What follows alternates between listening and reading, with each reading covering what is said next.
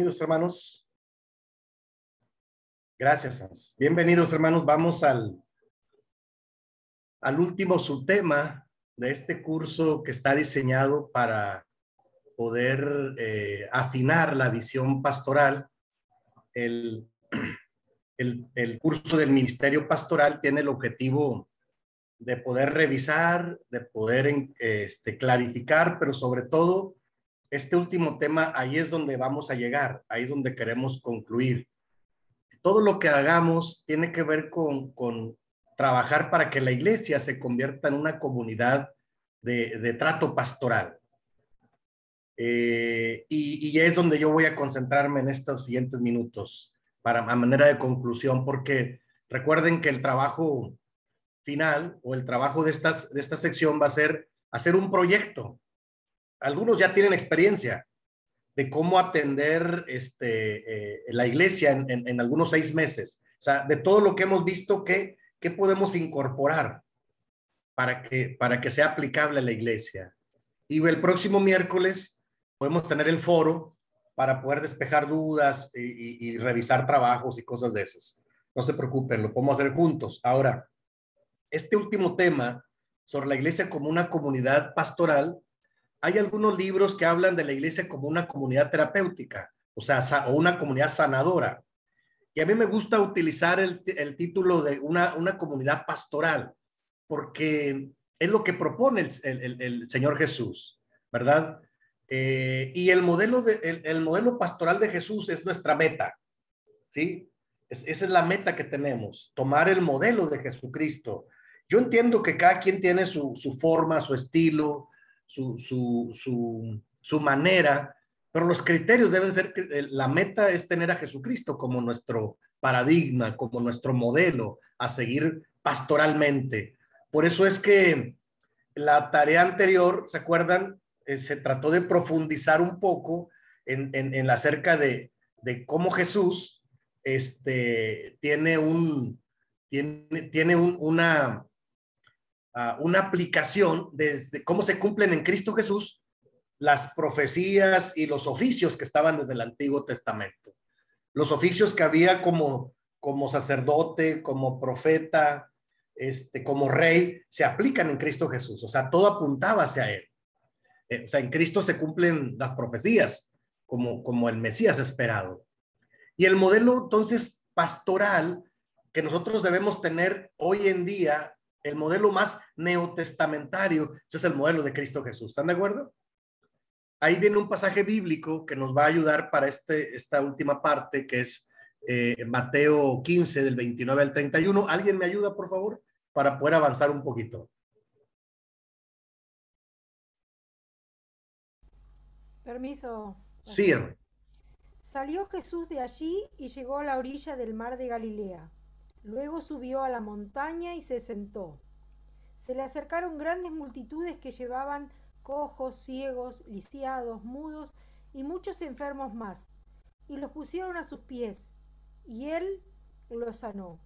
La gente se asombraba al ver a los mudos hablar, a los lisiados recobrar la salud, y a los cojos andar, y a los ciegos a ver, y alababan al Dios de Israel.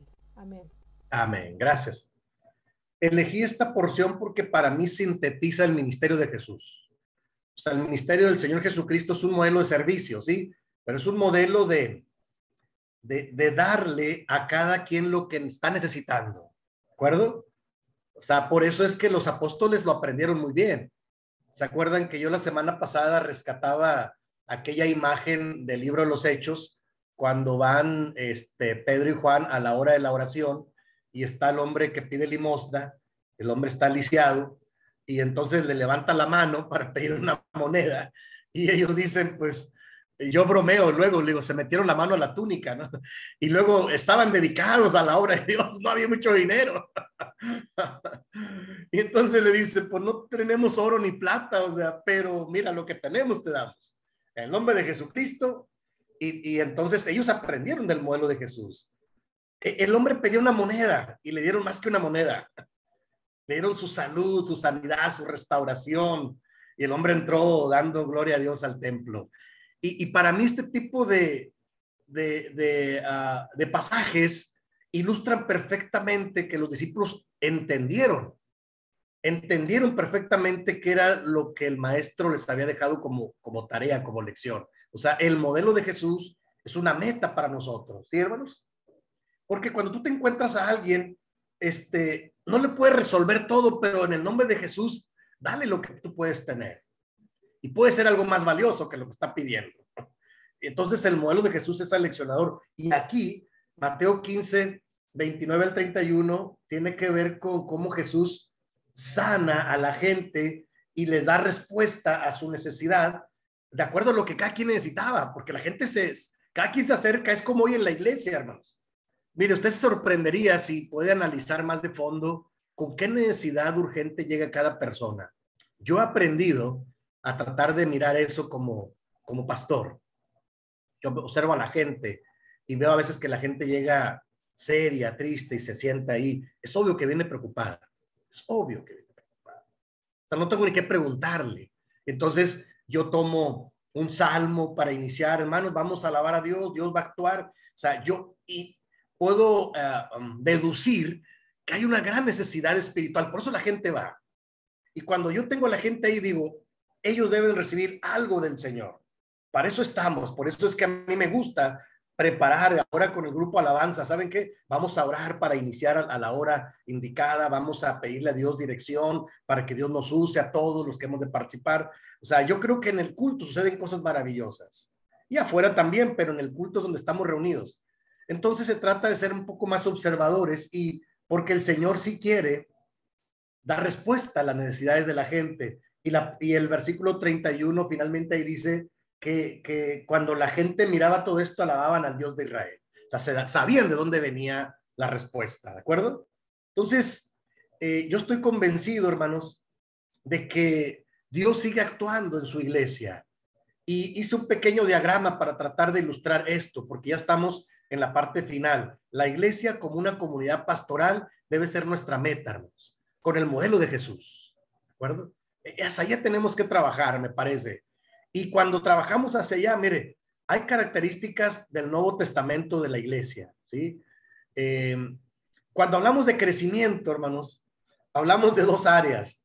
El crecimiento se puede dar de manera cuantitativa, o sea, ¿cuántos? ¿Verdad?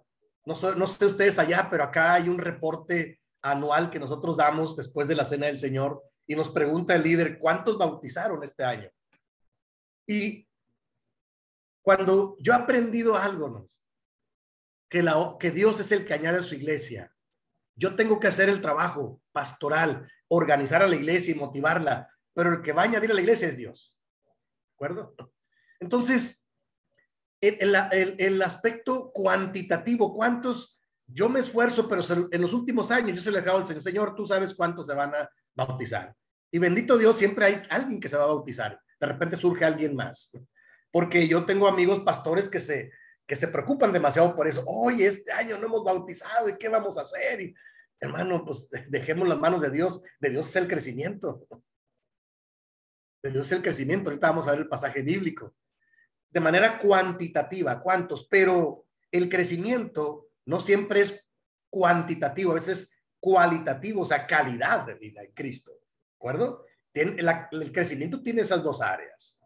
Hay veces que la iglesia no crece, pero si está creciendo en calidad de vida en Cristo, creciendo en Cristo, está bien, se está preparando para el crecimiento. Y yo diría, hermanos, que los que son pastores o líderes, hermanos, es cuestión de entrar en la dinámica como Dios actúe. Sí, no es de nosotros el dar el crecimiento, es de Dios. Primera a los Corintios 3, del 5 al 11. Ayúdenme a leerlo, por favor, para justificar esto que yo digo.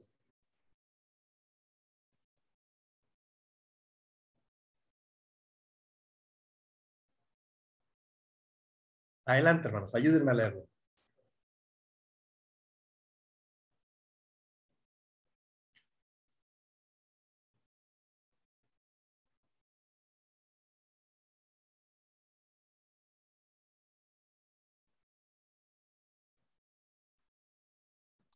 Permiso. Sí, hermano. Dice, después de todo, ¿qué es Apolo y que es Pablo, nada más que servidores que por medio de los cuales ustedes llegaron a creer, según lo que el Señor le asignó a cada uno. Yo sembré, Apolo regó, pero Dios ha dado el crecimiento. Así que no cuenta ni el que siembra ni el que riega, sino solo Dios, quien es el quien hace crecer. El que siembra y el que riega está al mismo nivel, aunque cada uno será recompensado según su propio trabajo. En efecto, nosotros somos colaboradores al servicio de Dios, y ustedes son el campo de cultivo de Dios, son los edificios, y ustedes son el campo de cultivo de Dios, son el edificio de Dios. Según la gracia que Dios me ha dado, yo como maestro constructor eché los cimientos y otro construye sobre ellos, pero cada uno tenga cuidado de cómo construye, porque nadie puede poner un fundamento diferente del que ya está puesto, que es Jesucristo. Amén. Gracias. Ese pasaje es muy aleccionador. Cuando uno le hace un trabajo de exégesis a ese pasaje, se da cuenta de varias cosas. Y lo primero es que el que da el crecimiento es Dios. ¿Están de acuerdo? Ahora, nosotros colaboramos, somos colaboradores de la obra de Dios, pero en la iglesia todos tenemos diferente don, diferente función. Y tenemos que tener cuidado en la iglesia. Yo he sido muy observador del crecimiento de la iglesia y me doy cuenta que Dios actúa a través de los programas, de las actividades, del esfuerzo que los creyentes hacemos, pero hay veces que el crecimiento es numérico y a veces que tiene que ver con calidad de vida en Cristo. Tiene sus etapas. O sea, las iglesias pasan por diferentes etapas, ¿de acuerdo? Hay veces como que parece que no hay crecimiento, pero el Señor está preparando para el crecimiento. Y nosotros tenemos que aprender a hacer la parte que nos corresponde y dejar que Dios dé el crecimiento, porque finalmente Él es el que añade a su iglesia cada día los que han de ser salvos. Es obra de Dios. Pero nosotros solamente estamos construyendo y edificando sobre el fundamento que es Cristo Jesús. ¿De acuerdo? Entonces, son características de la iglesia neotestamentaria, del Nuevo Testamento. Yo tengo años que he estado haciendo una autocrítica en la iglesia aquí en México, hermanos. Después de que yo terminé mis cargos y mis funciones, yo me vine de pastor, dejé todo esto y lo entregué y di mi reporte, di buenas cuentas y entregué todo, ¿no? Y yo me vengo a ser pastor, pero con todo lo que yo he visto y aprendido, entonces yo me doy cuenta que nosotros a veces en la iglesia confundimos. Cuando confundimos las cosas, entonces nosotros le ponemos más afán del que debe tener, porque primero lo que aquí dice es que Dios es el dueño de la iglesia, el que la hace crecer. Él es el principal interesado en que la iglesia crezca, es Dios, porque la obra es de Él. ¿Están de acuerdo? Eso es importante. Y si rescatamos cuáles son las características más neotestamentarias, es eso, de que Dios tiene control de las cosas y uno puede sembrar, otro puede regar el campo, pero el crecimiento lo da Dios. Entonces, ¿qué quiere decir? Que tenemos que estar pidiéndole y trabajando para que Él dé el fruto que puede germinar. Eso es muy importante, hermanos, porque eso a los que somos líderes y pastores nos puede descargar un poco esa ansiedad que a veces tenemos porque existan resultados. Y yo creo que la obra es de Dios. Yo hago mi mejor esfuerzo, pero es de Dios dar el crecimiento. Ahora, cuando no hay un crecimiento numérico, puede ser que Dios esté dando un crecimiento en calidad de vida en Cristo. O sea, la gente está creciendo y eso también es importante. Ahora, si las dos cosas van creciendo, maravilloso. Se me hace que esa es la parte del crecimiento. O sea, una parte le toca a Dios. Él es el que tiene el poder para tocar corazones, pero la parte en que la gente crezca en calidad de vida en Cristo, ahí sí yo hago todo mi esfuerzo para encauzar, para discipular, para edificar a la iglesia. ¿De acuerdo? Eso es muy importante. Entonces, las características de la iglesia neotestamentaria es que la iglesia es el cuerpo de Cristo, la iglesia es la novia de Cristo y es la comunidad del Espíritu. Son las características de la iglesia neotestamentaria. Yo he discutido los últimos años que la iglesia no es una empresa, porque alguna vez yo estuve en la administración y luego los formatos y luego los formatos de evaluación. Un día yo trabajé para una empresa antes de dedicarme. Cuando yo me convertí a Cristo, yo trabajaba para una empresa muy grande aquí en Monterrey. Monterrey es una zona industrial. Yo trabajaba en un lugar que se llama Acra, en fibras sintéticas. Fabricaban nylon y poliéster. Es una empresa enorme. Y ahí, por mi familia ya trabajaban ahí, entonces ¿cómo se dice? Por herencia, la familia mía trabajaba ahí, entonces alguien me metió ahí muy joven y yo ahí fui creciendo y ganaba buen dinero y cosas de esas, ¿no? Pues sí conozco cómo funciona una empresa, círculos de calidad y cosas de ellas, ¿no? Pero yo me he resistido a que tratemos a la iglesia como una empresa y lo he discutido muy fuerte. La iglesia no es una empresa, la iglesia no es un partido político tampoco, y lo discuto yo muy fuerte. O sea, por ejemplo, ustedes saben que yo tuve puestos o títulos, pero les digo una cosa, ahora que yo veo a mis amigos, les digo, hermanos, yo nunca pedí un voto, nunca prometí nada, o sea, incluso nunca quise yo ser. El concilio me lo daba y era gracia de Dios, yo entendía que era algo que venía de Dios, pero nunca pedí votos y nunca trabajé por quedar bien con nadie. Yo hacía las cosas lo mejor posible para la gloria de Dios.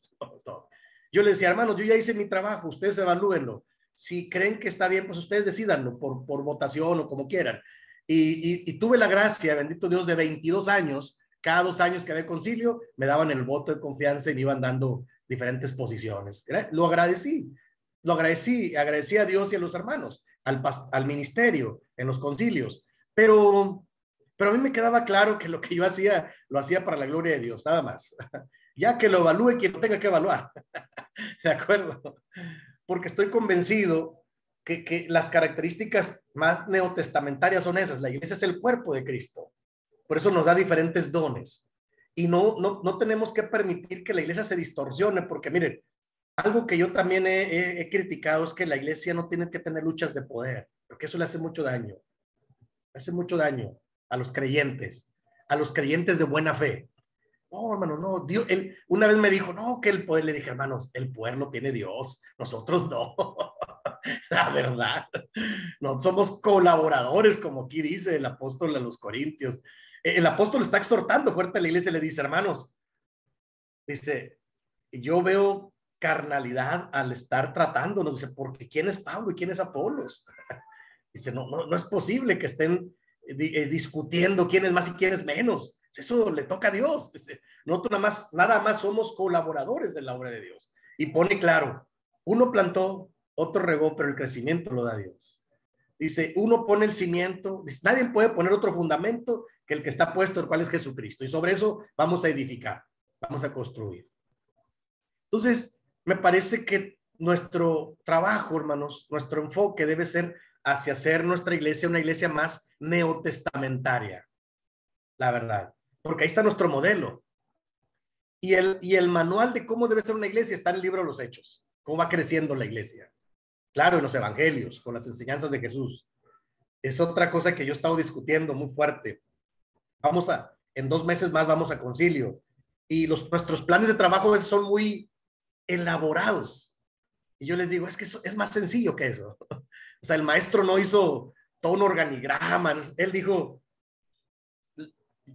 Marcos 3, llamó a los que él quiso para que estuviesen con él, y estar con él es discipularlos, para equiparlos y luego para enviarlos a predicar. Entonces yo les digo, hay que aprender a identificar qué cosas son las más bíblicas que debe tener nuestra congregación. Por ejemplo, yo en la congregación que ahora pastoreo hace 4 años, yo les dije, hermanos, en nuestro plan de trabajo hay 2 pasajes bíblicos que no vamos a poder quitar, porque un fundamento es la gran comisión y otro es el gran mandamiento. Son 2 pilares de esta congregación, no lo podemos quitar.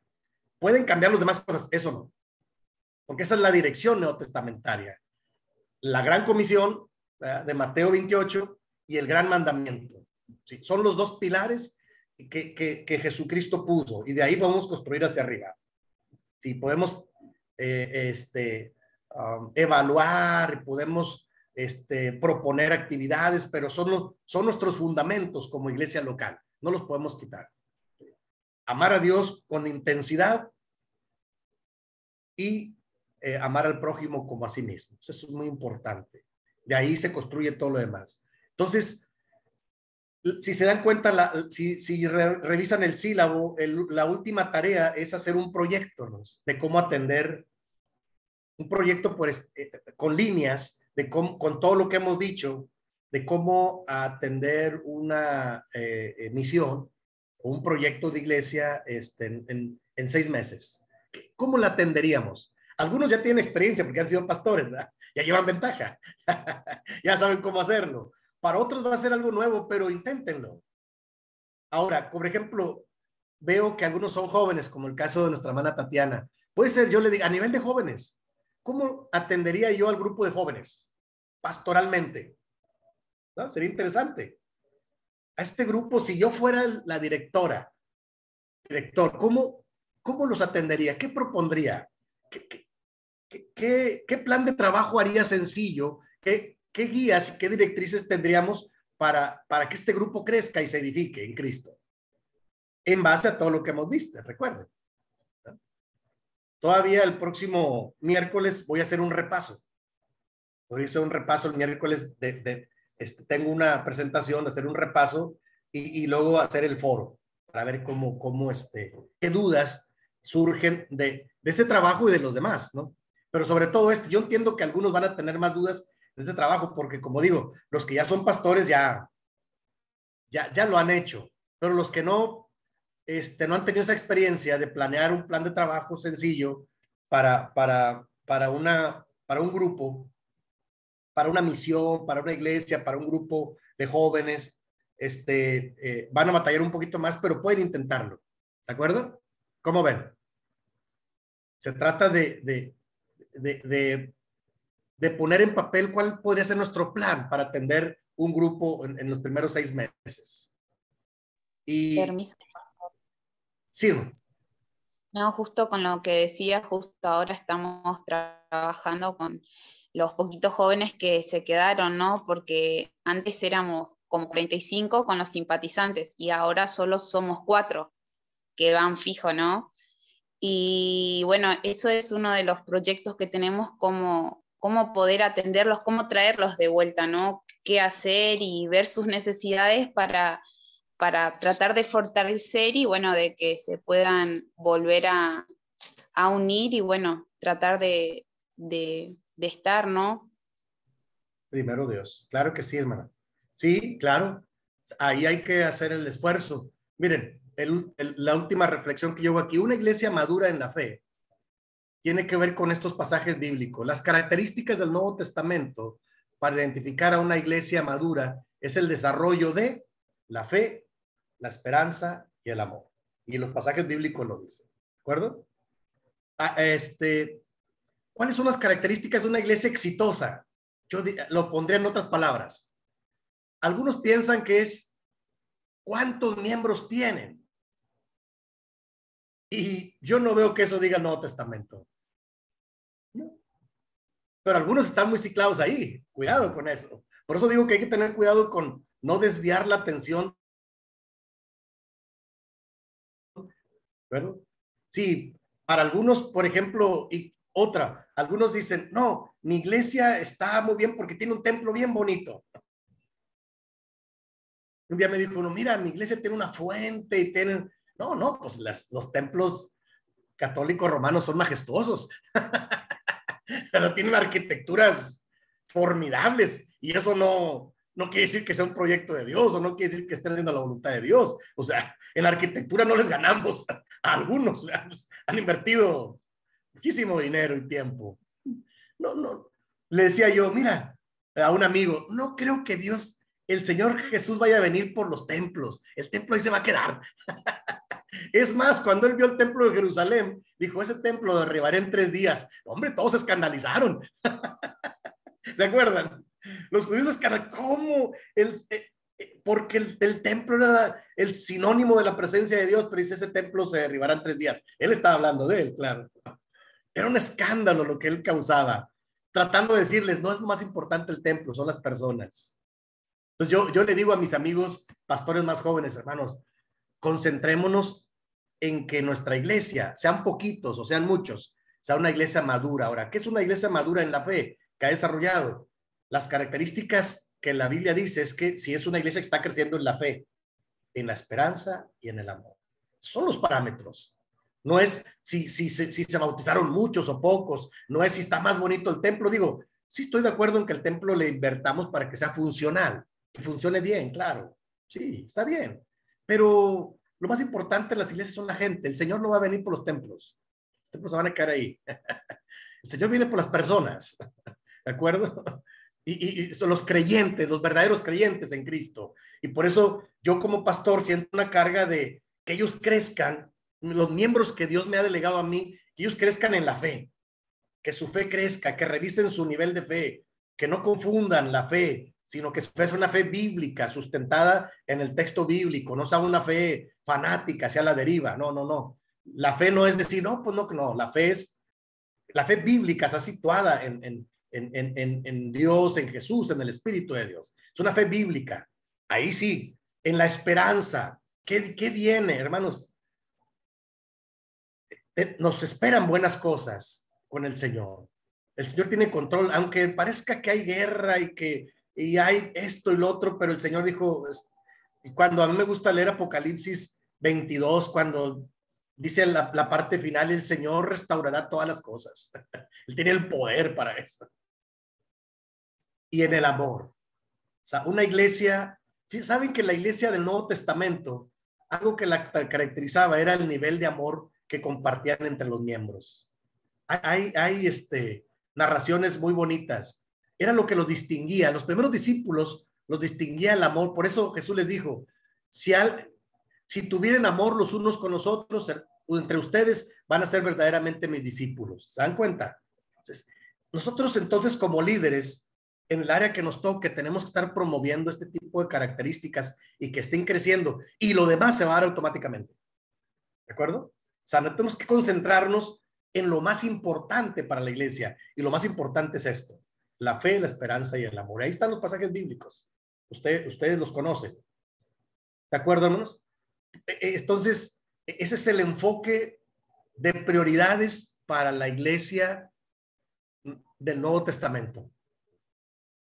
Y es el enfoque que la iglesia hoy debe retomar, me parece, para no perderse en hacer grandes hazañas, sino esto es lo principal y lo demás vendrá como una añadidura, creo yo.